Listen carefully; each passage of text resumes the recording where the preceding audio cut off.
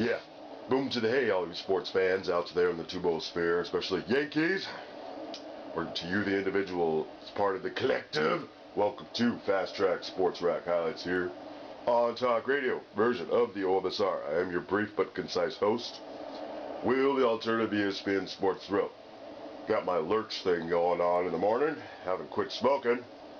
Deep voice comes out in the morning. Alright, always do a little show like this, let you know the clipboard coming up, talking briefly and concisely. Derek Jeter chooses today to let everybody know, other than the other medium he chose, to let people know this is the final year for him. Alright, you always end up with a slightly longer highlight reel when I do these shows. Here, the talk radio version is, it's always and only and always 2 to 3 minutes. So the least you can do is hear me out. You'll miss a quickie sport rant of the segment to do it. So that's what's coming up, and then reaction on the herd. It's all due to the OMSR sponsor being the DMCA. So many thanks to them, especially like with cover fair use standard, all kinds of other goodies. All the other video highlights, or delay that, all the video highlights courtesy to ESPN and Colin on the herd. Everything else to the OMSR. Alright, so it's interesting. He starts talking about, why now, and you could totally understand taking out, nipping it in the bud, smart thing to do, leaving out speculations. Is this going to be Jeter's last year? Instead of leaving it until the end of the year. Plus, it might give a lot of just extra motivation to just do better this year as opposed to last year. And the fact that Jeter was at New York this whole time, whatever you think of Steinbrenner and the Yankees, which is a lot of reason why people don't necessarily root for the Yankees because of his behavior at times. Remember all those Seinfeld episodes? So, like the one where Derek was with Bernie Williams, with George, and he suddenly got this high IQ and able to do all this stuff, and he's talking to them about hitting because he's going through this period of celibacy. Yeah. Like the Yankees back then when they were winning those World Series and Mariano was rocking it. I was sort of rooting for him back then. But I have to admit, the way Steinbrenner would be sometimes, it sort of puts you off. Then they talked about rehab of sports injuries. Funny that Colin starts talking about that. My football ankle started flaring up this morning. Got to put on my brace. Tore up a really bad ligament. Second only to the Achilles. Before I could even get going with my college football career. And yeah, rehab sucks. This thing was so bad, I couldn't even use a boot. Could not walk heel to toe in the thing. It was so damn painful. I basically had to walk like with my foot in traction around campus on tippy toes. Any of you around at the U of U remember that dude? That was me. Ask anybody, those who attended the U of U winter quarter. No, it was spring quarter. 1995. That's when it was. Yeah, that took forever to rehab. And obviously, if it's flared up today for no reason except for just walking around, I haven't been able to do squats in a while anyway. Yeah, it's like that. All right, set it up. Thanks for watching. No silly DUIs while you're out there. Roll clips. Nope, I have no prepared speech or anything like that. I let the message out. I said everything that I wanted to say in that message, and so whoever's got the first question, we'll go from there. Okay, you heard the man. Hands, right here, Rob, in the front. Hi. Yes. Why now? Why is this the right time? Well, just like I said, it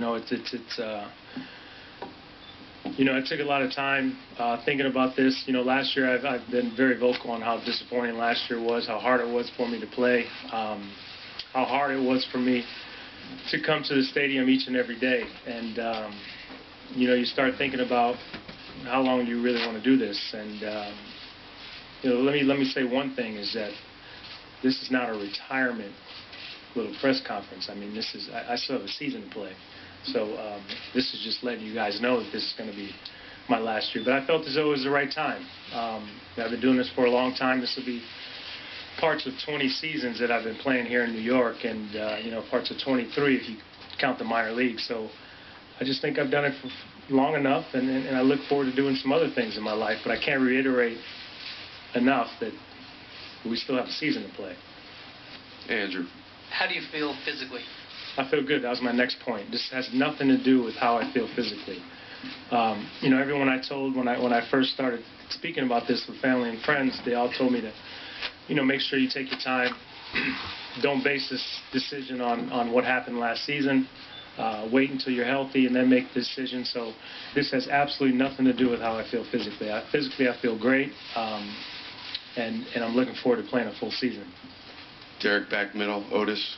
Otis Livingston, WCBS, New York. Talking to a lot of your teammates, they did talk about how much of an honor it's been to play with you. First of all, talk about how that makes you feel, and also they said that although it's always important to win a World Series, and that's their quest, to send you out on top is very important to them. Well, I correct them on one thing, to send us all out on top. You know, it's not just me going out on top. You know, my teammates, you know, these are the guys that have made it fun for me. You know, the banter back and forth, the battles that we've been through, the highs, the lows. You know, they've really made this job, you know, they're taking the monotony out of it, because, you know, we're playing every single day, and you know, I've been blessed to have some great teammates throughout the years. This year we have a lot of new teammates I'm looking forward to playing with. You know, but these are the guys that you go out there and you battle with each and every day. And anytime you have teammates say good things about you, it makes you feel good, because you play this game. It's a team sport, and you play it with your teammates each and every day. So I appreciate it. I hope you guys don't ask them too many questions throughout the course of the year. You ask them today, maybe, if you guys can give me today. And then after that, then it's all on the season. Wally, second row, Derek, to your right. Hey, Derek. Do you, just to clarify, do you feel like you only have one season of baseball left in you? No. And this is so Derek Jeter, what press exactly is your conference, reason? his last year. Because Questions from the media, right. Derek Jeter. You know, there's other things that I want to do. Just like I said, I look forward to doing other things. You know, this is a difficult job. I mean, it's you know, I put everything into it each and every year. You know, it's a 12-month job. It's not a 6-month season. This is 12 months. And, you know, I look forward to doing other things. Not yet, but the idea of doing other things is something that I look forward to. So I know a lot of people have turned this into, you know, physically I can't do this, I can't do that. Look, I've been fortunate. I've played pretty much my entire career with one major injury. You know, besides a dislocated shoulder, it was 6 weeks. So I've been fortunate, so I can't sit here and complain about what happened last year. But you know, I'm just ready to do other things. Not yet. I see the Steinbrenner family are looking at me. Not yet, but you know, I'm looking forward to doing other things. Can you share what some of those other things might be, and might they be in baseball? Did you read my letter? Yeah. See, that's the point. You know, my point of doing that on, you know, everyone said, first of all, I didn't even know I had a Facebook page. Well, if you guys scroll down a little further, you'd see that a lot of this Facebook page has to do with my foundation. So that was one of my hopes, is that when people saw it, one was I wanted to get the entire message out. You know, I didn't want people to cut and paste it and put what they chose. I wanted people to read the entire message. And two, I thought it, you know, for selfish reasons, I thought it would draw a little bit more attention to the foundation.